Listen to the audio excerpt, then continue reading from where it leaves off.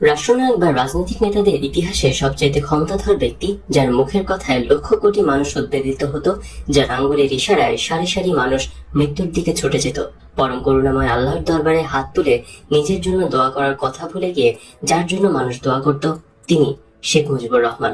কেউ কেউ তাকে জাতির পিতা বঙ্গবন্ধু শেখ মুজিবুর রহমান বলেন, কেউ বলেন না। এদেশের বেশিরভাগ মানুষ জাতির পিতা বঙ্গবন্ধু বলেন না, স্বীকার করেন না এবং মানেন না। কিন্তু তিনি যে বাংলাদেশের প্রধানমন্ত্রী এবং রাষ্ট্রপতি, এটা সকলেই স্বীকার করেন। 1975-এর 15 আগস্ট মসজিদে ফজরের আজান হচ্ছে। আসসালাতু খায়রুম মিনান নাম, আসসালাতু খায়রুম মিনান নাম। মুসল্লিরা শয্যা ছেড়ে নামাজে যাচ্ছে। ঠিক সেই সময় বাংলাদেশের সবচাইতে ক্ষমতাধর ব্যক্তি রাষ্ট্রপতি শেখ মুজিবুর রহমান বাঁচার জন্য, শুধু বাঁচার জন্য দীর্ঘ 3 ঘন্টা, 3.5 ঘন্টা কত চেষ্টা তদবির করেছেন।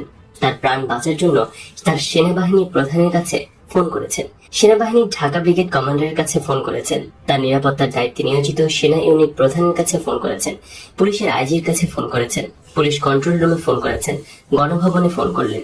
কিন্তু কোনো জায়গা থেকে একটুও সাড়া শব্দ এলো না। সর্বশক্তিমান পরম করুণাময় আল্লাহ রাব্বুল আলামিন শেখ মুজিবুর রহমান এবং তার পরিবার পরিজনের জীবন রক্ষার জন্য একটি মানুষকেও পাঠালেন না। যে ব্যক্তির এত লোকজন, এত ঢাল তলোয়ার, এত অনুসারী, এত ক্ষমতা, তাকে সাহায্য করতে, তার প্রাণ বাঁচাতে কেউই এগিয়ে এলো না। মানুষের জন্য নিবেদিত প্রাণ দেশপ্রেমিককে বন্দি করে, বিচার না করে, বন্দি দশায় হাতে হ্যান্ডকাফ পরা অবস্থায় সামনে থেকে বুকে গুলি করে হত্যা করে পবিত্র পার্লামেন্টে দাঁড়িয়ে দম্ভের সাথে কোথায় সিরাজ শিকদার বলা, দম্ভ করা স্বাধীনতার ইশতেহার পাটকারী এম এ রশিদ, শেখ মুজিবের ভাগ্নে শেখ শহীদ যখন ছাত্রলীগের সভাপতি, তখন এম এ রশিদ ছাত্রলীগের সাধারণ সম্পাদক। শেখ কামালের সঙ্গে দ্বন্দ্বের কারণে এম এ রশিদ দীর্ঘদিন শেখ মুজিবের কাছে যাননি। এম এ রশিদ বলেন, বঙ্গবন্ধু যে অল্প কিছুদিনের মধ্যে মারা যাবেন এটা আমি বুঝতে পেরেছিলাম। শেখ মনি ভাইয়ের অনুরোধে 1975-এর জুলাই আগস্টে আমি যখন গণভবনে বঙ্গবন্ধুর সঙ্গে দেখা করতে যাই, আমাকে দেখি বঙ্গবন্ধু বলে উঠলেন, পৃথিবীতে এমন কেউ আছে যে আমার দরবারে হাজির হবে না, বলে অট্ট হাসি দিলেন। সেই বলা আর হাসি ছিল ভয়ানক অহংকার, প্রচন্ড গরিমা। তখনই আমার মন বলে উঠল, বঙ্গবন্ধু আর বেশি দিন পৃথিবীতে নেই। 15 আগস্টের শিক্ষা হচ্ছে আল্লাহকে ভয় করা, সবসময় আল্লাহকে স্মরণ রাখা, মানুষের প্রতি অমানুষের আচরণ না করা, মানুষকে সম্মান করা, নিজেকে সর্বে সর্বা মনে না করা, মানুষকে ভালোবাসা, আত্মহমিকা ও গরিমা বর্জন করা। কিন্তু দুঃখ ও পরিতাপের বিষয়, শেখ হাসিনা, শেখ রেহানা এবং তার পরিবার পরিজন, আত্মীয়রা 15 আগস্ট থেকে বিন্দু মাত্র শিক্ষা নেয়নি, বরং 15 আগস্টের ঘটনা থেকে তারা আরো কুশিক্ষা অর্জন করলো। তারা মানুষকে চুল পরিমাণও ভালোবাসে না, মানুষকে অপমান অপদস্থ করে প্রচন্ড আনন্দ বোধ করে। প্রধানমন্ত্রী শেখ হাসিনা এবং তার ছোট বোন শেখ রেহানার এখন একই অ্যাকাউন্ট, একই হিসাব। দুই বোনের মধ্যে অনেক ঝগড়াঝাড়ির পর দুজনে মিলে একটি অ্যাকাউন্ট হওয়ার বিনিময়ে আপোষ করেছে। এই দুই বোনের বর্তমানে আমেরিকায় 3টি ডিপার্টমেন্টাল স্টোর রয়েছে। এর একটি চালায় প্রধানমন্ত্রী শেখ হাসিনার মেয়ে পুতুল ও তার স্বামী, অপরটি চালায় শেখ হাসিনার ছেলে জয় এবং তৃতীয়টি চালায় প্রধানমন্ত্রীর ছোট বোন শেখ রেহানার ছেলে ববি। এছাড়া এই দুই বোনের বিভিন্ন দেশে প্রায় 3 থেকে 4 হাজার কোটি টাকা নগদ আছে। প্রধানমন্ত্রীর চাচাতো ভাই শেখ হেলাল এমপি প্রায় 100,000 কোটি টাকার উপরের মালিক। প্রধানমন্ত্রীর চাচাতো বোন লুনা এবং মিনা শত শত কোটি টাকার মালিক। প্রধানমন্ত্রীর অপর চাচাতো ভাই রুবেল ও তার অন্যান্য ভাইরা শত কোটি টাকার মালিক হয়েছে। প্রধানমন্ত্রীর চাচাতো চাচা শেখ হাফিজুর রহমান টোকেন প্রায় 500 কোটি টাকার মালিক। প্রধানমন্ত্রীর বাবার ফুফাতো ভাইয়ের ছেলে প্রধানমন্ত্রী এপিএস বাহাউদ্দিন নাসিম এবং তার চাচাতো ভাই প্রধানমন্ত্রীর চিফ সিকিউরিটি নজিম আহমেদ নজিম এবং তার ভাইরা মিলে বর্তমানে কয়েক হাজার কোটি টাকার মালিক হয়েছে।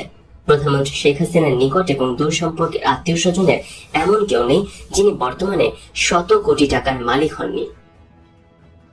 একটা প্রচন্ড রক্তক্ষয়ী সশস্ত্র যুদ্ধের মধ্যে দিয়ে আমরা স্বাধীনতা অর্জন করলাম। নিরস্ত্র বাঙালি সশস্ত্র হলো, অকাতরে জীবন বিলিয়ে দিল। আমাদের স্বাধীনতা যুদ্ধে বা মুক্তিযুদ্ধে পৃথিবীর অন্যান্য দেশও প্রত্যক্ষ করলো এবং পরোক্ষভাবে জড়িয়ে পড়লো। ভারত মুক্তিবাহিনীর সাথে এক হয়ে যুদ্ধ করলো।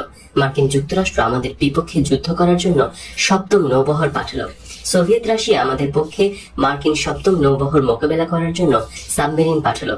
বিশ্বের অন্যান্য দেশও পরোক্ষভাবে পক্ষে বিপক্ষে আমাদের মুক্তিযুদ্ধে জড়িয়ে পড়ল।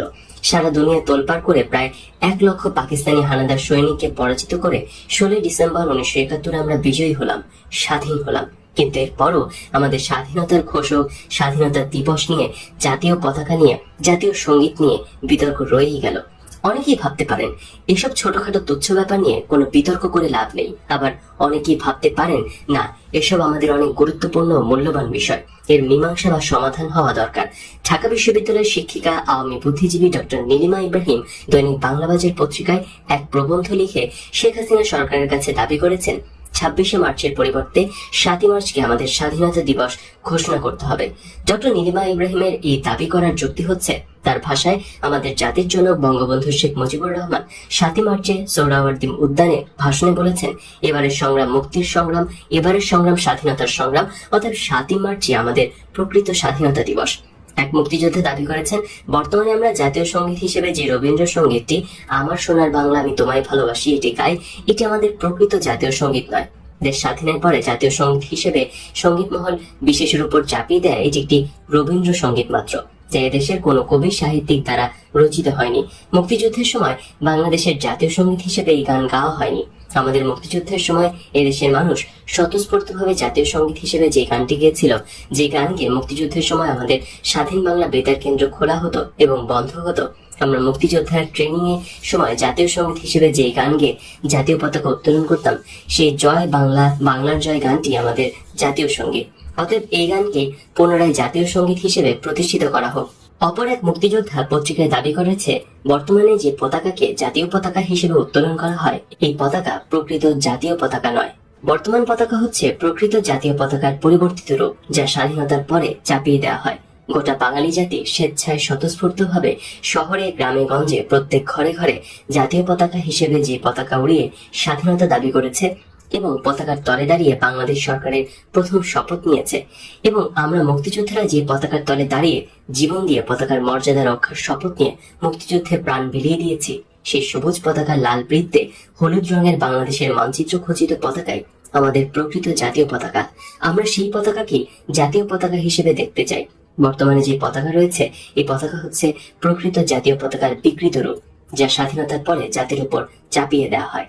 এছাড়া স্বাধীনতার ঘোষক নিয়ে বিতর্ক তো শুরু হয়েছে এবং এখন পর্যন্ত চলছে, অর্থাৎ কে বাংলাদেশের স্বাধীনতা ঘোষণা করেছেন তা নিয়ে বাংলাদেশের জন্ম থেকে অদ্যাবধি অবিরাম বিতর্ক চলছে। কিন্তু সত্যি বলতে, কে বাংলাদেশের স্বাধীনতার ঘোষক, এই বিতর্কের অবসান বা সর্বজন সমাধান কখনোই হয়নি। কেউ বলেছেন শেখ মুজিবুর রহমানই স্বাধীনতা ঘোষণা করেছেন, কেউ বলেছেন জিয়াউর রহমানই স্বাধীনতা ঘোষণা করেছেন। যখন যিনি ক্ষমতায় যাচ্ছেন বা এই দুজনের মধ্যে যখন যার সমর্থকরা রাষ্ট্রীয় ক্ষমতায় যাচ্ছেন, রেডিও টেলিভিশনে তাকেই স্বাধীনতার ঘোষক বলে প্রচার চালিয়ে যাচ্ছেন। কিন্তু আসলে কে স্বাধীনতার ঘোষণা করেছেন? গভীরভাবে একাগ্রচিত্রে অনুসন্ধান এবং গবেষণা ও বিচার করা একান্ত জরুরি দরকার। আমরা মুক্তিযুদ্ধ করে দেশ স্বাধীন করলাম আর আমাদের স্বাধীনতার প্রকৃত ঘোষক খুঁজে বের করতে পারবো না, এটা হতে পারে না। আমরা যদি আমাদের স্বাধীনতার ঘোষক খুঁজে না পাই, তাহলে তো আগামী প্রজন্ম একদিন আমরা যে দেশ স্বাধীন করেছি সেটাও খুঁজে পাবে না। আমাদের স্বাধীনতার ঘোষক আমাদের খুঁজে পেতে হবে। গবেষণা, অনুসন্ধান এবং বিশ্লেষণের প্রয়োজনে আমাদের অতীতে ফিরে যেতে হবে। 1970 সালে পাকিস্তানের ঔপনিবেশিক কাঠামোতে যে নির্বাচন হয়, সেই নির্বাচনে গোটা 7.5 কোটি বাঙালি জাতি শেখ মুজিবুর রহমানকে একক এবং অদ্বিতীয় নেতা হিসেবে নির্বাচিত করে। 200 বছর পরাধীন থাকা বাঙালি জাতি স্বাধীনতার জন্য মুক্তি পাগল হয়ে শতকরা 95% ভোট নিয়ে শেখ মুজিবুর রহমানকে তাদের নেতা হিসেবে নির্বাচন করে। বাঙালি জাতি তার সমস্ত আশা আকাঙ্ক্ষা, স্বপ্ন এবং পরাধীনতার শৃঙ্খল থেকে মুক্তি পেতে স্বাধীনতার ঘোষণা দেওয়ার সকল দায় দায়িত্ব শেখ মুজিবুর রহমানের উপর এককভাবে ন্যস্ত করে। গ্রামে গঞ্জে, শহরে বন্দরে, সর্বত্র স্বাধীনতা পাগল কৃষক, শ্রমিক, ছাত্র জনতার মুখে একটাই স্লোগান, একটাই দাবি, পাকিস্তানের মুখে লাথি মারো, বাংলাদেশ স্বাধীন করো। মুক্তি পাগল বাঙালি বাঁশের লাঠি নিয়ে পাকিস্তান বাহিনী মোকাবেলা করার জন্য প্রস্তুত হলো। 2রা মার্চ মাঠে ঘাটে, বাজারে, গ্রামে গঞ্জে, শহরে, বাড়িঘরে, রাস্তাঘাটে, দেশের সর্বত্র বাঙালি জাতি তার প্রিয় পতাকা, স্বাধীন বাংলার পতাকা টাঙিয়ে দিল। সবুজ পতাকার লাল বৃত্তে হলুদ রঙের বাংলাদেশের মানচিত্র খচিত স্বাধীন বাংলার পতাকা সারা বাংলার আকাশে পতপত করে উঠতে লাগলো। ঢাকা বিশ্ববিদ্যালয় সহ দেশের অনেক জায়গায় কাঠের রাইফেল দিয়ে অস্ত্র চালানোর মহড়া চলতে লাগলো। এমনই পরিবেশে এবং পরিস্থিতিতে শেখ মুজিবুর রহমান 7ই মার্চে রেসকোর্স ময়দানে জনসভা ডাকলেন। 7ই মার্চে রেসকোর্সের জনসভায় লক্ষ লক্ষ লোক বাঁশের লাঠি নিয়ে সমবেত হলো। এই জনসভায় ভাষণ দেওয়ার জন্য শেখ মুজিবুর রহমান তাজউদ্দিন আহমেদ এবং ডক্টর কামাল হোসেনকে একটি বক্তৃতা লিখে দেওয়ার জন্য দায়িত্ব দিলেন। তিনি তাজউদ্দিন আহমেদ এবং ডক্টর কামাল হোসেনকে বললেন, তোমরা আমার 7ই মার্চের বক্তৃতার পয়েন্ট তৈরি করে আমাকে দেবে এবং আমি ওই পয়েন্টের উপর নিজের ভাষায় বক্তৃতা করব। তিনি আরো বললেন, তোমরা বক্তৃতার পয়েন্টগুলো এমন ভাবে করবে যাতে আমি ওই পয়েন্টগুলো বক্তৃতায় বললে পাকিস্তান কাঠামোয় কোনো ক্ষতি না হয় এবং পাকিস্তান আইনে তা যেন বেইমানি না হয়। তাজউদ্দিন আহমেদ এবং ডক্টর কামাল হোসেন দুজনে মিলে শেখ মুজিবুর রহমানের 7 মার্চের ঐতিহাসিক ভাষণের পয়েন্ট তৈরি করে দেন এবং 7 মার্চে শেখ মুজিবুর রহমান যখন বক্তৃতা দিতে থাকেন তখন তাজউদ্দিন আহমেদ বক্তৃতার ডায়াসের নিচে বসে বক্তৃতার পয়েন্টগুলো মিলিয়ে দেখতে থাকেন। শেখ মুজিবুর রহমান, তাজউদ্দিন আহমেদ, ডক্টর কামাল হোসেন এবং অন্যান্য নেতাদের বলেন, এবার আমাকে পাকিস্তানের ক্ষমতা দিতে হবে। যদি আমাকে ক্ষমতা না দেয় তাহলে তোমাদের যা করার তোমরা তা করবে। এই কথাগুলো 31 অক্টোবর শনিবার 1998 সন্ধ্যা 7টায় 122-124 মতিঝিল মেট্রোপলিটন চেম্বার বিল্ডিং এর 3য় তলায় তার নিজের চেম্বারে বসে ডক্টর কামাল হোসেন নিজের মুখে বলেছেন। ডক্টর কামাল হোসেন আরো বলেছেন এবং দৃঢ়তার সাথে বলেছেন, তিনি এবং ব্যারিস্টার আমিনুল ইসলামী শেষ দুই ব্যক্তি যারা 1971 সালের 25 মার্চ রাতে ধানমন্ডি 32 নম্বরে বঙ্গবন্ধুর বাসা থেকে বঙ্গবন্ধুর সাথে কথা বলে বেরিয়ে এসে সোজা তাজউদ্দিন আহমেদের বাসায় যান, কিন্তু তখন পর্যন্ত শেখ মুজিবুর রহমান স্বাধীনতা ঘোষণার বিষয়ে কিছুই বলেননি। ডক্টর কামাল হোসেন তাজউদ্দিন আহমেদের বাসায় থাকতেই রাত 12:30-1টায় কুমিল্লা থেকে নির্বাচিত MNA member of national assembly Muzaffar সাহেব এসে খবর দেন যে পাকিস্তান আর্মি পিলখানা অর্থাৎ বর্তমান BTR headquarter, Rajarbagh police headquarter এবং নিরীহ সাধারণ মানুষের উপর আক্রমণ করেছে। এই সংবাদ শোনার পর তাজউদ্দিন আহমেদ সহ সকলেই যার যার নিরাপদ স্থানে পালিয়ে যান। 25 মার্চ বা তারপরে কবে, কোথায়, কার কাছে এবং কিভাবে শেখ মুজিবুর রহমান স্বাধীনতা ঘোষণা করেছেন তা জিজ্ঞেস করা হলে ডক্টর কামাল হোসেন বলেন, এটা আমার জানা নেই। শুনেছেন কিনা জিজ্ঞেস করা হলে ডক্টর কামাল বলেন, না আমি শুনিনি, আমাকে কেউ বলেনি। কবে কোন সময় বঙ্গবন্ধুকে গ্রেফতার করা হয় জানতে চাইলে ডক্টর কামাল হোসেন বলেন, এ বিষয়ে সবচাইতে ভালো বলতে পারবেন বর্তমান প্রধানমন্ত্রী শেখ হাসিনা, কেননা তিনি তখন বঙ্গবন্ধু কন্যা হিসেবে ওই বাড়িতেই ছিলেন। একমাত্র বঙ্গবন্ধু পরিবারের সদস্য ছাড়া এইসবের সঠিক উত্তর অন্য কেউ দিতে পারবে না। ডক্টর কামাল হোসেনকে এপ্রিল মাসের 4 তারিখে গ্রেফতার করা হয়। 4 এপ্রিল 1971 ডক্টর কামাল গ্রেফতার হওয়া পর্যন্ত শেখ মুজিবুর রহমান, তাজউদ্দিন আহমেদ সহ কারোর সাথে কোনো প্রকার যোগাযোগ তার হয়নি। 4 এপ্রিল গ্রেপ্তার করে ডক্টর কামাল হোসেনকে প্রথমে ঢাকা ক্যান্টনমেন্টে নিয়ে যাওয়া হয় এবং 5 এপ্রিল পাকিস্তানের রাজধানী রাওয়ালপিন্ডির হরিপুর জেলে নিয়ে যাওয়া হয়। পাকিস্তানের হরিপুর জেলে 5 এপ্রিল থেকে 28 ডিসেম্বর পর্যন্ত ডক্টর কামাল হোসেনকে রাখা হয়। এই জেলে ডক্টর কামালকে মানসিক নির্যাতন করা হয়। মোটা মোটা লোহার গ্রিল দিয়ে ঘেরা ছোট্ট একটি অন্ধকার প্রকোষ্ঠের বাইরে কখনোই ডক্টর কামাল হোসেনকে বের করে দেওয়া হয়নি। ডক্টর কামাল হোসেনকে কখনোই কোনো প্রকার সংবাদ বা রেডিও দেওয়া হতো না। 1971 সালের ডিসেম্বর মাসের মাঝামাঝি সময়ের পর হঠাৎ করে পাকিস্তান জেল কর্তৃপক্ষ ডক্টর কামাল হোসেনের সাথে সম্মানজনক আচরণ করতে শুরু করলে তিনি একটা বিরাট পরিবর্তন হয়েছে বলে মনে মনে ধারণা করেন। 28 ডিসেম্বর পাকিস্তানের হাজারা জেলার কাশিম শিয়ালা গেস্ট হাউসে ডক্টর কামাল হোসেন এবং বঙ্গবন্ধু শেখ মুজিবুর রহমান একসঙ্গে মিলিত হন। কেউ কেউ বলেছেন এবং দাবি করেছেন 1971 সালের 25 মার্চ দিবাগত রাত 12টার পর অর্থাৎ ঘড়ির সময় 26 মার্চ রাতে শেখ মুজিবুর রহমান টেলিগ্রামের মাধ্যমে বাংলাদেশের স্বাধীনতা ঘোষণা করেছেন। যদিও শেখ মুজিবুর রহমান নিজে কখনোই বলেননি 26 মার্চ তিনি স্বাধীনতা ঘোষণা করেছিলেন। তারপর গবেষণা এবং বিচার বিশ্লেষণের প্রয়োজনে এই দাবি মেনে নিলে কি দেখা যাবে? টেলিগ্রাম হচ্ছে এমন একটি বিদ্যা যে এর জন্য একজন প্রেরক এবং একজন প্রাপক থাকতে হবে। শেখ মুজিবুর রহমান যদি এর প্রেরক হিসেবে টেলিগ্রামের মাধ্যমে স্বাধীনতার ঘোষণা পাঠিয়েই থাকেন, তাহলে অবশ্যই একজন প্রাপক হিসেবে টেলিগ্রামটি পাঠিয়েছেন। সেই প্রাপকটিকে শেখ মুজিবুর রহমান টেলিগ্রামটি কার কাছে পাঠিয়েছিলেন, অর্থাৎ টেলিগ্রামের প্রাপক কে ছিলেন? আজ পর্যন্ত সেই সৌভাগ্যবান ব্যক্তিটির দেখা মিলল না, পরিচয় মিলল না। বলা হবে টেলিগ্রামের মাধ্যমে ঘোষণা পাঠানো হয়েছে, অথচ যার কাছে পাঠানো হয়েছে অনুসন্ধান করেও তার হদিস মিলবে না, ঐতিহাসিক প্রয়োজনীয় প্রাপকের সন্ধান মিলবে না। এটা সঠিক নয়। টেলিগ্রামের প্রেরক থাকলে অতি অবশ্যই প্রাপক থাকতে হবে। প্রাপক ছাড়া টেলিগ্রাম প্রেরণ করা যায় না এবং প্রাপক ছাড়া প্রেরকও থাকে না। যেহেতু প্রাপক নেই সেহেতু প্রেরকও ছিল না বলে টেলিগ্রামের স্বাধীনতা ঘোষণার বিষয়টি সমাপ্তি টানা যেতে পারে। অর্থাৎ 26 মার্চ রাতে টেলিগ্রামের মাধ্যমে শেখ মুজিবুর রহমান স্বাধীনতার ঘোষণার পক্ষে কোনো যুক্তি নেই এবং অনুসন্ধান, গবেষণা ও বিশ্লেষণ করে এর পক্ষে কোনো প্রমাণ খুঁজে পাওয়া যায়নি। তাছাড়া মুক্তিযুদ্ধের সফল নেতৃত্ব দানকারী এবং বাংলাদেশের প্রথম প্রধানমন্ত্রী তাজউদ্দিন আহমেদ, অস্থায়ী রাষ্ট্রপতি সৈয়দ নজরুল ইসলাম, মনসুর আলী, ডক্টর কামাল হোসেন এবং অন্যান্য নেতৃবৃন্দ থাকতে তাদের কাছে স্বাধীনতার ঘোষণা না দিয়ে টেলিগ্রামের মাধ্যমে স্বাধীনতার ঘোষণার কোনো কারণ থাকতে পারে না। ডক্টর নীলিমা ইব্রাহিমের দাবি অনুযায়ী ৭ই মার্চের ভাষণে জাতির জনক বঙ্গবন্ধু শেখ মুজিবুর রহমান স্বাধীনতা ঘোষণা করেছেন। ৭ই মার্চই আমাদের স্বাধীনতা দিবস। যদি তাই হবে তবে শেখ মুজিবুর রহমান ১৯৭২ সালের ১০ই জানুয়ারি স্বাধীন সার্বভৌম বাংলাদেশে ফিরে তো বললেন না যে আমি ৭ই মার্চে স্বাধীনতা ঘোষণা করেছি এবং ৭ই মার্চে আমাদের স্বাধীনতা দিবস। উপরন্তু তিনি স্বাধীন দেশের সরকার প্রধান হিসেবে ২৬শে মার্চকে স্বাধীনতা দিবস হিসেবে প্রথম পছন্দ করেছেন। শেখ মুজিবুর রহমান ৭ই মার্চের ভাষণের পরবর্তী পর্যায়ে এক জায়গায় ঠিকই বলেন, এবারের সংগ্রাম আমাদের মুক্তির সংগ্রাম, এবারের সংগ্রাম স্বাধীনতার সংগ্রাম। এই কথা বলে তিনি পাকিস্তানি শাসকদের কাছে 4টি শর্ত দিয়ে তার বক্তৃতা শেষ করেন।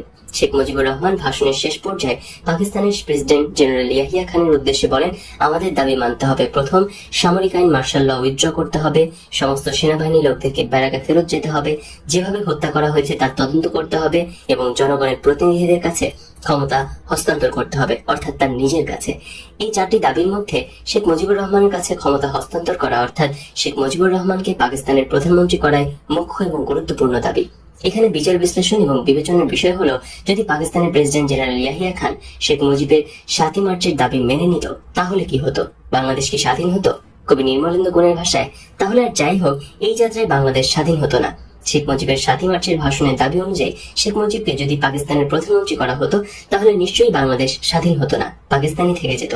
৭ই মার্চের ভাষণে শেখ মুজিবুর রহমান পাকিস্তান সেনাবাহিনীকে হুঁশিয়ার করে দিয়ে বলেন, আমরা তোমাদের ভাতে মারবো, পানিতে মারবো, তোমরা আমাদের ভাই, তোমরা ব্যারাকে থাকো, কেউ তোমাদের কিছু বলবে না।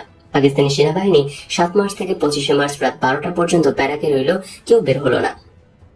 এদিকে পাকিস্তানিরা ৭ই মার্চের পরে পশ্চিম পাকিস্তান থেকে পূর্ব পাকিস্তানে অর্থাৎ আজকের বাংলাদেশে ঢাকা তেজগাঁ এয়ারপোর্ট দিয়ে বিমানে করে দিবারাত্রি ২৪ ঘন্টা সৈন্য আনতে লাগলো।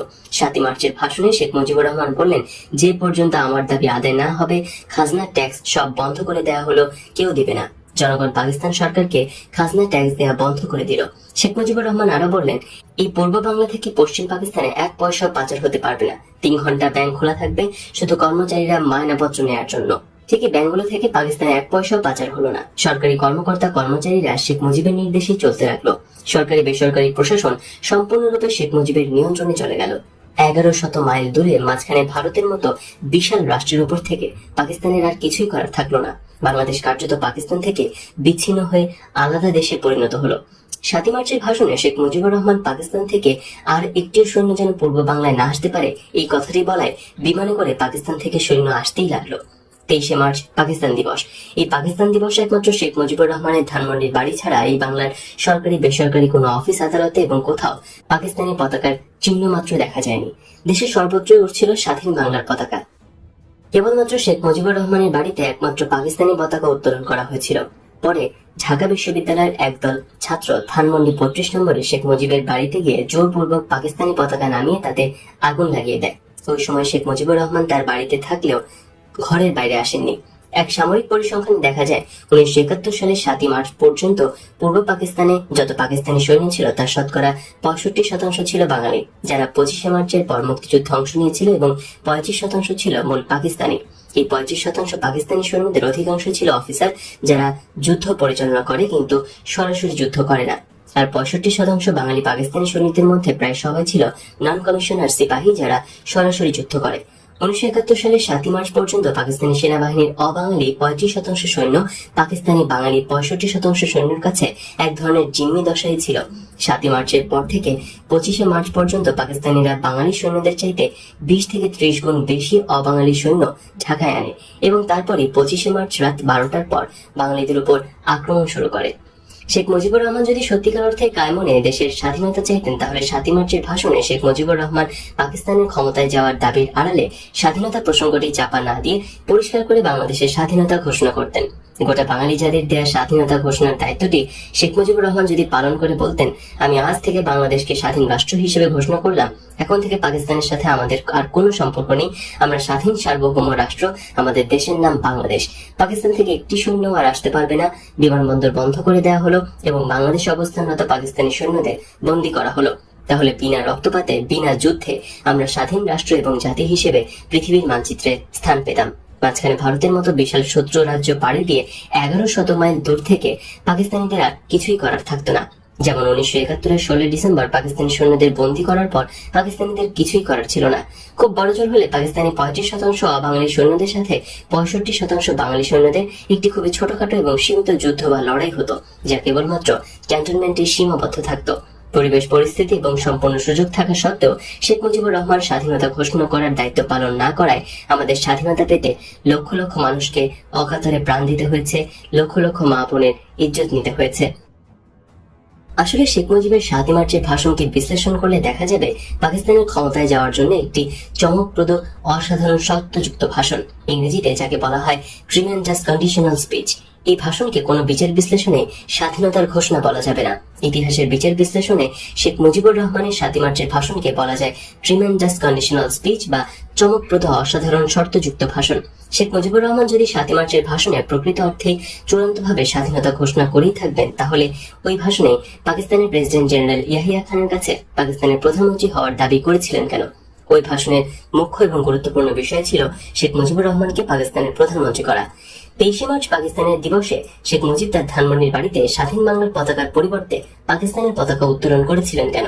শেখ হাসিনার ঐক্যমত্যের সরকার মন্ত্রী সমরব দাবি করেছেন রাষ্ট্রীয়ভাবে 2রা মার্চকে স্বাধীনতা পতাকা উত্তোলন দিবস পালন করতে হবে। 2রা মার্চকে যদি স্বাধীনতার পতাকা উত্তোলন দিবস হিসেবে পালন করা হয়, তাহলে শেখ মুজিবুর রহমানের 7 মার্চের ভাষণের গুরুত্ব কতটুকু থাকে? যেখানে 7 মার্চে পাকিস্তানি সেনাবাহিনীর অবাঙালি দুর্বল 1005 সৈন্যকে বন্দী করে প্রায় বিনা যুদ্ধে বিনা রক্তপাতে বাংলাদেশ স্বাধীন করা সম্ভব ছিল, তা না করে পূর্ব পাকিস্তানে অধিক পাকিস্তানি সৈন্য সমাবেশ করার পূর্ণ সুযোগ দিয়ে 25 বা 26 মার্চ আমাদের উপর আক্রমণ করা পর্যন্ত দীর্ঘ সময় দেওয়া হয়েছিল কেন? 25 মার্চ রাতে ডক্টর কামাল হোসেন ঘরে থাকতে এবং হাতের কাছে তাজউদ্দিন আহমেদ সহ অন্যান্য জাতীয় নেতৃবৃন্দ উপস্থিত থাকতেও শেখ মুজিবুর রহমান কেন তাদের কাছে স্বাধীনতার ঘোষণা দিলেন না? 25 মার্চের কালো রাতে নিরীহ নিরস্ত্র বাঙালির ওপর পাকিস্তানি বর্বর বাহিনী যখন পৈশাচিক আক্রমণ শুরু করলো এবং নির্বিচারে বাঙালি হত্যা করতে লাগলো এবং বাঙালি সৈনিক, ইপিআর, পুলিশ, আনসার পাকিস্তানি হানাদারদের মোকাবেলায় যুদ্ধ করতে লাগলো, তখন শেখ মুজিবুর রহমান দিশেহারা বাঙালির নেতৃত্ব না দিয়ে কেন পাকিস্তানিদের কাছে ধরা দিলেন? তাহলে কি শেখ মুজিবের কন্যা শেখ হাসিনা যে বলেন 26 মার্চ দুপুর 2:30-3টায় পাকিস্তানের জেনারেল টিক্কা খান আমাদের বাসায় এসে আব্বাকে সেলুট দিল, দিয়ে আব্বাকে বলল, স্যার আমাদের সাথে আপনাকে চলে যেতে হবে, প্রেসিডেন্ট ইয়াহিয়া খান আপনার সাথে আলোচনা করার জন্য আমাকে একটি স্পেশাল বিমান সহ পাঠিয়েছে আপনাকে রাওয়ালপিন্ডি নিয়ে যাওয়ার জন্য, আপনি ম্যাডামকে সাথে নিয়ে নিতে পারেন, চাইলে অন্য কাউকে নিতে পারেন। আব্বাকে সসম্মানে জেনারেল টিক্কা খান নিয়ে গেল, যাওয়ার সময় মাকে জেনারেল টিক্কা খান স্যালুট দিয়ে গেল। তাহলে এটাই কি সত্যি? শেখ মুজিবুর রহমান কি মনে করেছিলেন প্রেসিডেন্ট ইয়াহিয়া খান তাকে পাকিস্তানের প্রধানমন্ত্রী বানানোর জন্য রাওয়ালপিন্ডি নিয়ে যাচ্ছেন? আর তাই কি পাকিস্তান হানাদার বাহিনী আক্রমণের মুখে গোটা বাঙালি জাতিকে অসহায় অরক্ষিত রেখে তিনি জেনারেল টিক্কা খানের সাথে পাকিস্তান চলে গেলেন?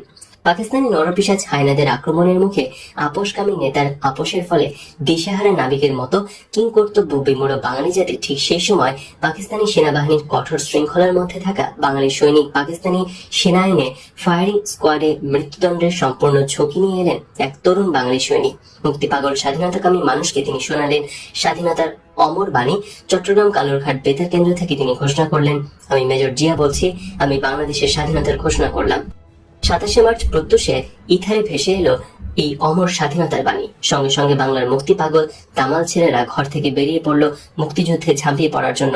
কালুরঘাট বেতার কেন্দ্র থেকে মেজর জিয়াউর রহমান প্রথমে ঘোষণা করলেন, I am major Zia, president of people's republic of Bangladesh, I declared independent of Bangladesh. পরে কৌশলগত কারণে তিনি বললেন, I am major Zia, I declared independent of Bangladesh on behalf of our great leader Sheikh Mujibur Rahman. Major Ziaur রহমানের স্বাধীনতার ঘোষণায় কি পাকিস্তানের প্রেসিডেন্ট ইয়াহিয়া খানের সাথে আপোষের ভিত্তিতে শেখ মুজিবুর রহমানের ক্ষমতা গ্রহণের পথে অন্তরায় হলো? এর পরপরই 17 এপ্রিল তাজউদ্দিন আহমেদের নেতৃত্বে ঘটে গেল আরেক ঐতিহাসিক ঘটনা। ভারত সরকার প্রত্যক্ষ তত্ত্বাবধানে আন্তর্জাতিক বিশ্বের বহু দেশের সাংবাদিকদের সামনে কুষ্টিয়া জেলার মেহেরপুরের বৈদ্যনাথতলার আম্রকাননে 17 এপ্রিল তাজউদ্দিন আহমেদের নেতৃত্বে স্বাধীন বাংলাদেশের বিপ্লবী সরকার শপথ গ্রহণ করল। তাজউদ্দিন আহমেদ হলেন বাংলাদেশের প্রথম প্রধানমন্ত্রী। প্রধানমন্ত্রী হিসেবে তাজউদ্দিন আহমেদ তার মন্ত্রিসভা গঠন করলেন। শেখ মুজিবুর রহমানের অনুপস্থিতিতেই শেখ মুজিবুর রহমানকে করা হলো রাষ্ট্রপতি, সৈয়দ নজরুল ইসলামকে করা হলো অস্থায়ী রাষ্ট্রপতি। যদি শেখ মুজিবুর রহমান আপোষের ভিত্তিতে পাকিস্তানের ক্ষমতা গ্রহণ প্রক্রিয়ায় যদি গিয়েও থাকেন, তাহলে তাজউদ্দিন আহমেদের নেতৃত্বে স্বাধীন বাংলাদেশ সরকারের শপথ গ্রহণ শেখ মুজিব ইয়াহিয়া আপোষ ফর্মুলা কি ভণ্ডুল করে দেয়নি? আর এই জন্য কি সফল নেতৃত্ব দিয়ে সরকার পরিচালনা করে দেশ স্বাধীন করে স্বাধীন দেশে শেখ মুজিবুর রহমানকে ফিরিয়ে আনার পর প্রধানমন্ত্রী তাজউদ্দিন আহমেদকে শেখ মুজিবুর রহমান তার মন্ত্রিসভা থেকে নিগৃহীত করে বের করে দিয়েছিলেন। হয়তো এর জন্যই স্বাধীনতার ঘোষক জিয়াউর রহমান সেনাবাহিনী সর্বজ্যেষ্ঠ সিনিয়র হওয়া সত্ত্বেও শেখ মুজিবুর রহমান জিয়াউর রহমানকে সেনাবাহিনী প্রধান না করে চাকরিতে জুনিয়র শফিউল্লাহকে সেনাবাহিনী প্রধান করেছিলেন। শুধু তাই নয়, যে মুক্তিযোদ্ধারা প্রাণের বিনিময়ে দেশ স্বাধীন করলো, যুদ্ধে বিজয়ী হলো, দেশে ফিরে এসে কোন আক্রোশের কারণে শেখ মুজিবুর রহমান বিজয়ী মুক্তিযোদ্ধাদের ছুড়ে ফেলে দিলেন, এবং যে প্রশাসন মুক্তিযুদ্ধের সময় পাকিস্তানিদের দাবিদারি করেছে, বাঙালিদের হত্যা করেছে, মুক্তিযুদ্ধের বিরোধিতা করেছে, সেই পরাজিত প্রশাসনকে কি কারণে শেখ মুজিবুর রহমান পুনঃপ্রতিষ্ঠিত করলেন? মুক্তিযোদ্ধাদের অবজ্ঞা করে, অবহেলা করে, অত্যাচার করে, শুধুমাত্র সদিচ্ছার অভাব এবং মুক্তিযোদ্ধাদের প্রকৃত তালিকা না করে অমুক্তিযোদ্ধাদের এমনকি রাজাকারদেরও মুক্তিযোদ্ধার সনদ বিতরণ করে শেখ মুজিবুর রহমান এক কলঙ্কের সৃষ্টি করলেন। কিন্তু কেন? 1971 সালের 25শে মার্চ পাকিস্তানি সৈন্যরা দৈনিক ইত্তেফাক পত্রিকা জ্বালিয়ে দিলে তড়িৎ গতিতে পাকিস্তানের প্রেসিডেন্ট ইয়াহিয়া খান ইত্তেফাকের মালিক ব্যারিস্টার মইনুল হোসেনের ক্ষতিপূরণ বাবদ নগদ 10 লক্ষ টাকা দেয় এবং মুক্তিযুদ্ধের সময় মইনুল হোসেনরা লন্ডন, জার্মানি ঘুরে অত্যাধুনিক অফসেট মেশিন কিনে আনলেন, কিন্তু মুক্তিযুদ্ধে অংশ নিলেন না। পাকিস্তান হানাদার কবলিত গোটা সময় অর্থাৎ মুক্তিযুদ্ধের গোটা 9 মাস মইনুল হোসেনরা পাকিস্তান প্রেস থেকে বিনা পয়সায় ইত্তেফাক পত্রিকা বের করলেন। বলা বাহুল্য, ওই সময় ইত্তেফাক পাকিস্তানি জেনারেল ইয়াহিয়া খান, টিক্কা খান, ফরমান আলী, নিয়াজি এবং পাকিস্তানি অন্যান্য জেনারেল এবং সৈন্যদের এবং ঘাতক গোলাম আজম সহ অন্যান্য আলবদর রাজাকারদের প্রশংসা করে খবর ছাপাতো। আর মুক্তিযোদ্ধাদের বলা হতো দেশদ্রোহী ভারতীয় চর। অর্থাৎ ইত্তেফাক তখন মুক্তিযুদ্ধের বিপক্ষে অবস্থান নিয়ে পাকিস্তানের দাবিদারি এবং দালালিতে লিপ্ত ছিল, এবং দালালি এবং দাবিদারির পুরস্কার হিসেবে পাকিস্তান সরকারের সমস্ত বিজ্ঞাপন ইত্তেফাক পেত। অপ্রত্যাশিতভাবে হঠাৎ 16 ডিসেম্বর দেশ স্বাধীন হয়ে যাওয়ায় ইত্তেফাকের মালিক আনোয়ার হোসেন মঞ্জুরা পাকিস্তান সরকারের কাছ থেকে দালালি এবং দাবিদারির পুরস্কার স্বরূপ পাওয়া বিজ্ঞাপনের বিলের টাকা নিতে পারেনি। লক্ষ প্রাণের বিনিময়ে দেশ স্বাধীনের পরে পূর্বের পরিচয় সূত্র ধরে স্বাধীন দেশের কর্ণধার শেখ মুজিবুর রহমানের কাছ থেকে পাকিস্তানের দালালির এবং দাবিদারির সেই বিলের টাকা নেয়। কোন বিবেকবান মানুষ এই বিলের টাকা দিতে পারে? এই জন্য কি লক্ষ লক্ষ মানুষ জীবন আর মা বোনের ইজ্জতের বিনিময়ে বাংলাদেশ স্বাধীন করা হয়েছে? ধিক শেখ মুজিব, ধিক্কার।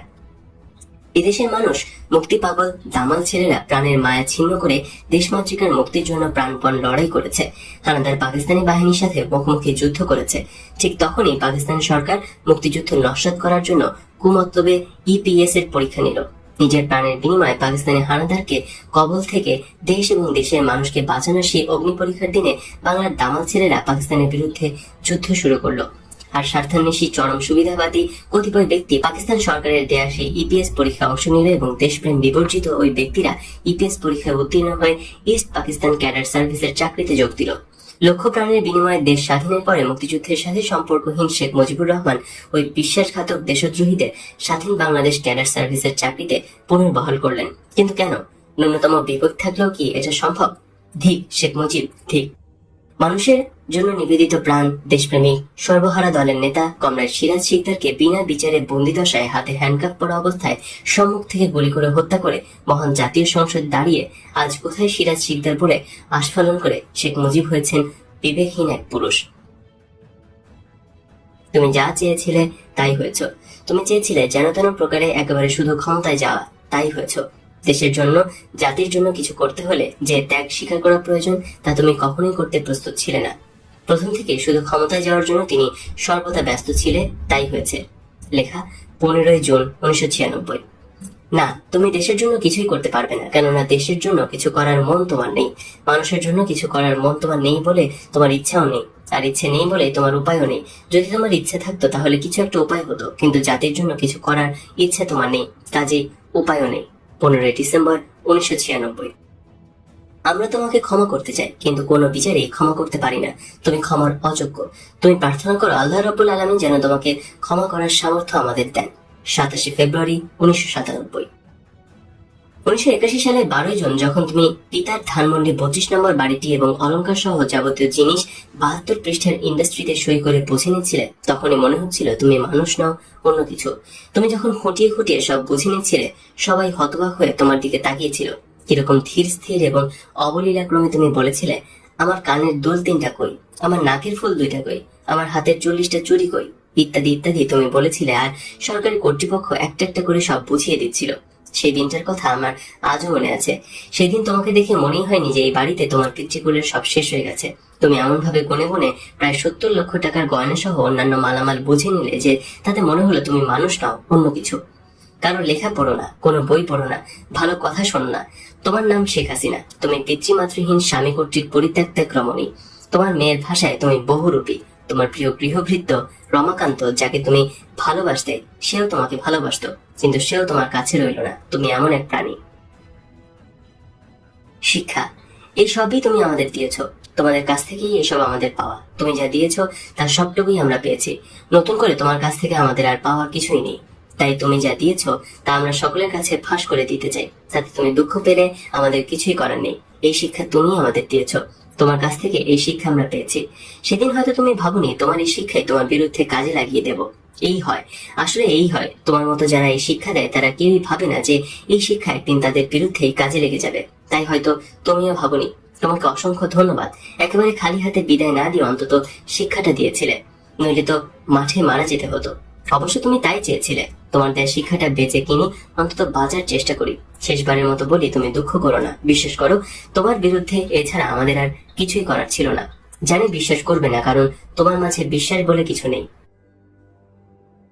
মুক্তিযুদ্ধের চেতনা হচ্ছে মানুষের মনন জগতের এক ধরনের অনুভূতি, যে অনুভূতির ফলে একটা গোটা জাতির মন মানসিকতার আমূল পরিবর্তন ঘটে এবং পরিবর্তনের ফলে গোটা জাতির মন থেকে পুরনো ধ্যান ধারণা, ব্যক্তি স্বার্থপরতা ছেড়ে নতুন মন এবং ভাবনা নিয়ে গড়ে ওঠে। এই মন এবং ভাবনাকে বলা হয় চেতনা। আর এই গড়ে ওঠা নতুন মন ও ভাবনা বা চেতনা হচ্ছে নিজের চাইতে অন্যকে বেশি বড় করে দেখা, বেশি ভালোবাসা, নিজের ব্যক্তি স্বার্থের চাইতে দেশ এবং জাতির স্বার্থকে বেশি বড় করে দেখা, নিজের সব দুঃখ ভুলে গিয়ে অন্যের সুখ দুঃখকে প্রাধান্য দেয়া। একটা জাতির জীবনে এই চেতনা বছর বছর আসে না। একটি বিশেষ মুহূর্তে, একটি বিশেষ প্রয়োজনে হাজার হাজার বছর পর একটি জাতির জীবনে এরূপ একটি চেতনার জন্ম বা সৃষ্টি হয়। আর একটা জাতির জীবনে যখনই এই চেতনার সৃষ্টি হয়, তখনই সেই জাতি ব্যক্তি স্বার্থের ঊর্ধ্বে উঠে একে অপরকে নিজের মতো ভালোবাসে। কখনো কখনো নিজের চাইতে অন্যকে বেশি ভালোবাসে। নিজের চাইতে অন্যকে বেশি ভালোবাসা বা অন্যকে নিজের মতো করে ভালোবাসার চেতনাকে বলা হয় মুক্তিযুদ্ধের চেতনা। জাতির জীবনে যখনই এই চেতনার জন্য জন্ম হয়, তখনই সেই জাতি মাথা তুলে দাঁড়ায়। পৃথিবীর কোনো শক্তি সেই জাতিকে দাবিয়ে রাখতে পারে না। অন্যকে নিজের চাইতে বেশি ভালোবাসার চেতনা হাজার হাজার বছর পর বাঙালি জাতির জীবনে এসেছিল 1971-এর মহান মুক্তিযুদ্ধের সময়। 1971 সালে বাঙালি জাতি নিজের সুখ দুঃখের চাইতে অন্যের সুখ দুঃখকে বড় করে দেখেছে, বেশি করে দেখেছে। নিজের চাইতে অন্যকে বেশি ভালোবাসার বা অন্যকে নিজের মতো ভালোবাসার চেতনা বারবার আসে না। হাজার বছরে একটা জাতির জীবনে একবারই এই চেতনা আসে। জাতির জীবনে যখন এই চেতনা আসে, তখন গোটা জাতি সকল প্রকার অন্যায়, অবিচার, স্বার্থপরতা, পরাধীনতা ইত্যাদি সকল কিছুর বিরুদ্ধে রুখে দাঁড়ায় এবং মুক্তির লড়াই শুরু করে। বাঙালি জাতির হাজার বছরের ইতিহাসে একমাত্র 1971-এর মুক্তিযুদ্ধের সময় বাঙালি এই চেতনায় উদ্বুদ্ধ হয়েছিল এবং গোটা জাতি তখন সকল প্রকার ব্যক্তি স্বার্থের ঊর্ধ্বে দেশ এবং জাতির স্বার্থকে বড় করে দেখেছে। অন্যকে নিজের চাইতে বেশি ভালোবেসেছে। সমস্ত বিদেশি পণ্য বর্জন করে দেশীয় পণ্য ব্যবহার করেছে। এক কথায়, মুক্তিযুদ্ধের চেতনা হচ্ছে নিজের চাইতে অন্যকে বেশি ভালোবাসা, নিজের ব্যক্তি স্বার্থের চাইতে দেশ এবং জাতির স্বার্থ বেশি দেখা। স্বাধীনের পর দেশপ্রেম বিবর্জিত রাজনৈতিক নেতৃত্ব রাষ্ট্রীয় ক্ষমতায় এসে মুক্তিযুদ্ধের এই চেতনাকে ধ্বংস করে দিয়েছে। আর এই মুক্তিযুদ্ধের চেতনা ধ্বংসকারী দেশপ্রেম বিবর্জিত রাজনৈতিক নেতৃত্বের নেতৃত্ব দিয়েছিলেন শেখ মুজিব। বলা যায়, শেখ মুজিবের নেতৃত্বেই মুক্তিযুদ্ধের চেতনা ধ্বংস হয়েছে। ইতিহাস সাক্ষ্য দেয়, ইংল্যান্ডের ক্রমওয়েল রাজতন্ত্রের ক্ষমতা লোভ করে নিজেই ক্ষমতার অপব্যবহার করে একজন স্বৈরাচারী শাসক হয়েছিলেন, কিন্তু ইংল্যান্ডের গণতান্ত্রিক জনতা তাকে ক্ষমা করেনি। দেশের প্রচলিত আইনে তার বিচার হয়েছিল তার মৃত্যুর পর। এই বিচার প্রিভি কাউন্সিল পর্যন্ত গড়িয়েছিল এবং তার ফাঁসি হয়েছিল। কবর হতে তার হাড়গোড় তুলে ফাঁসি কাষ্ঠে ঝুলানো হয়েছিল। এটাই হলো আইনের শাসন। 1975-এ 15 আগস্ট মুজিব হত্যার প্রতিবাদে যুদ্ধ করে দেশের যেই ক্ষতি করেছি, সেই অপরাধে আমার ফাঁসি চাই। স্বাধীনতার ঘোষক মুক্তিযোদ্ধা রাষ্ট্রপতি জিয়াউর রহমান হত্যার ষড়যন্ত্রের কথা জেনেও তা প্রকাশ না করা এবং হত্যাকারীদের সঙ্গে সম্পৃক্ত থাকার অপরাধে আমার ফাঁসি চাই। 1983-এর মধ্য ফেব্রুয়ারি ঢাকা বিশ্ববিদ্যালয়ের ছাত্র জয়নাল এবং জাফর এবং 1984-এর ফেব্রুয়ারি সেলিম ও দেলোয়ার হত্যায় শেখ হাসিনার পরিকল্পনা এবং ষড়যন্ত্রে অংশ নিয়ে যে অপরাধ করেছি, তার জন্য আমার ফাঁসি চাই। 1992 সালের ডিসেম্বরে সার্ক শীর্ষ সম্মেলন বন্ধ করার জন্য শেখ হাসিনার পরিকল্পনা ও নির্দেশে হিন্দু মুসলমান রায়ট লাগিয়ে যে অপরাধ করেছি, তার জন্য আমার ফাঁসি চাই। 1992 সালের পর থেকে 1996 সালের মার্চ পর্যন্ত আন্দোলনের নামে ঢাকা শহরে শেখ হাসিনা নীল নকশা এবং নির্দেশে যে 103 জন লোক নিহত হয়, এই অজ্ঞাতনামা 103 জন মানুষের হত্যার দায় আমার ফাঁসি চাই। তবে তার আগে সম্পূর্ণ সুযোগ থাকা সত্ত্বেও সঠিক সময় শেখ মুজিবুর রহমান স্বাধীনতার ঘোষণা না করায় আমাদের স্বাধীনতার জন্য 30 লক্ষ মানুষকে শহীদ হতে হয়, নিহত হতে হয় এবং 2 লক্ষ মা বোনকে ধর্ষিত হতে হয়। এই 30 লক্ষ মানুষকে হত্যা এবং 2 লক্ষ নারী ধর্ষিত হওয়ার জন্য শেখ মুজিবুর রহমানের মরণোত্তর ফাঁসি চাই। মুক্তিযুদ্ধের চেতনা ধ্বংস করার অভিযোগে শেখ মুজিবুর রহমানের মরণোত্তর বিচার চাই, শাস্তি চাই। যে মুক্তিযোদ্ধারা যুদ্ধ করে দেশ স্বাধীন করেছে এবং দেশ স্বাধীন করে শেখ মুজিবুর রহমানকে স্বাধীন দেশে ফিরিয়ে এনেছে, স্বাধীনতার পর ভারত থেকে সেই প্রকৃত মুক্তিযোদ্ধাদের তালিকা না এনে রাজাকার আলবদর সহ ভুয়া ব্যক্তিদের মুক্তিযুদ্ধের সার্টিফিকেট দেওয়ার অভিযোগে শেখ মুজিবুর রহমানের মরণোত্তর বিচার চাই, শাস্তি চাই। ক্ষমা না চাইতে স্বাধীনতা বিরোধী রাজাকার আল বদরের ঢালাওভাবে ক্ষমা ঘোষণা করার অপরাধে শেখ মুজিবুর রহমানের মরণোত্তর শাস্তি চাই। মহান বিপ্লবী নেতা কমরেড সিরাজ শিকদারকে বন্দী অবস্থায় বিনা বিচারে গুলি করে হত্যা করার অপরাধে শেখ মুজিবুর রহমানের মরণোত্তর ফাঁসি চাই। সিরাজ শিকদারকে খুন করে পার্লামেন্টে দাঁড়িয়ে আজ কোথায় সিরাজ শিকদার বলে দম্ভক্তি করে পবিত্র পার্লামেন্টকে অপবিত্র করার অপরাধে শেখ মুজিবুর রহমানের মরণোত্তর শাস্তি চাই। জনগণের ভোট দেওয়ার অধিকার, মিছিল করার অধিকার, দল করার অধিকার এবং সংবাদপত্রের স্বাধীনতা হরণ সহ সংবিধানের মৌলিক অধিকার হরণ করে জাতির উপর একদলীয় শাসন এবং শোষণ চাপিয়ে দেওয়ার অপরাধে শেখ মুজিবুর রহমানের মরণোত্তর বিচার চাই, শাস্তি চাই। 1975 সালের 15 আগস্ট শেখ মুজিবুর রহমান নিহত হওয়ার পর অনেক চেষ্টা এবং কষ্টের পর শিক্ষিত ছাত্র যুবকদের মাঝে মুক্তিযুদ্ধের চেতনা ফিরিয়ে আনার ধারার সূচনা হয়েছিল। ছাত্র যুবকরা ভাবতে শুরু করেছিল রাজনীতি হচ্ছে মানুষকে দেওয়ার জন্য, পাওয়ার জন্য নয়। কিন্তু শেখ হাসিনা দেশে এসে সন্ত্রাসী, চোরাকারবারি, কালোবাজারি, ঘুষখোরদের রাজনীতিতে টেনে আনে এবং কালো টাকাকে রাজনীতির চালিকা শক্তিতে পরিণত করেছে ও রাজনীতি থেকে সকল প্রকার নীতি আদর্শ ঝেঁটিয়ে বিদায় করে প্রতিষ্ঠিত করেছে নীতিহীন এক রাজনীতি। এই অপরাধে শেখ হাসিনার বিচার চাই, শাস্তি চাই। ভারতে বসে স্বাধীনতার ঘোষক মুক্তিযোদ্ধা রাষ্ট্রপতি জিয়াউর রহমানকে হত্যার ষড়যন্ত্র ও পরিকল্পনা করে 1981 সালের 30 মে তা বাস্তবায়িত করার অপরাধে শেখ হাসিনার ফাঁসি চাই। 1982 সালে জনগণ কর্তৃক নির্বাচিত বিএনপি সরকার উৎখাত করে সামরিক সরকার প্রতিষ্ঠিত করার ষড়যন্ত্রে লিপ্ত থাকার অপরাধে শেখ হাসিনার বিচার চাই, শাস্তি চাই। সামরিক স্বৈরাচার জেনারেল এরশাদকে হাতের মুঠোয় রাখার জন্য ষড়যন্ত্র এবং পরিকল্পনা করে ছাত্র আন্দোলনের নামে 1983 এর মধ্য ফেব্রুয়ারি ঢাকা বিশ্ববিদ্যালয়ের ছাত্র জাফর, জয়নাল এবং 1984 এর ফেব্রুয়ারিতে সেলিম এবং দেলাওয়ার হত্যার অপরাধে শেখ হাসিনার ফাঁসি চাই। 1992 ডিসেম্বরে সার্ক শীর্ষ সম্মেলন পণ্ড করার জন্য হিন্দু মুসলমান সাম্প্রদায়িক রায়ট লাগিয়ে দেওয়ার অপরাধে শেখ হাসিনার শাস্তি চাই, বিচার চাই। 1992 থেকে 96 সালের মার্চ পর্যন্ত আন্দোলনের ইস্যু তৈরি করে ঢাকা শহরে 103 জন নিরীহ অজ্ঞাতনামা সাধারণ মানুষকে খুন করার অপরাধে শেখ হাসিনার ফাঁসি চাই। উপসংহারে বলতে চাই, সাবেক রাষ্ট্রপতি হোসেন মোহাম্মদ এরশাদের মতো ক্ষমতাসীন থাকাকালে শেখ হাসিনার ক্ষমতাচ্যুত হওয়ার সম্ভাবনা থাকলে শেখ হাসিনা দেশ থেকে পালিয়ে যাবে এবং পালিয়ে যাওয়ার আগে শেখ হাসিনা কাশ্মীরের হিন্দু রাজার মতো ভারতীয় সেনাবাহিনী ডেকে এ দেশটাকে ভারতের দখলে দিয়ে যাবেন। সমগ্র জাতি, বিশেষ করে বাংলাদেশ সেনাবাহিনী এবং মুক্তিযোদ্ধা হুঁশিয়ার।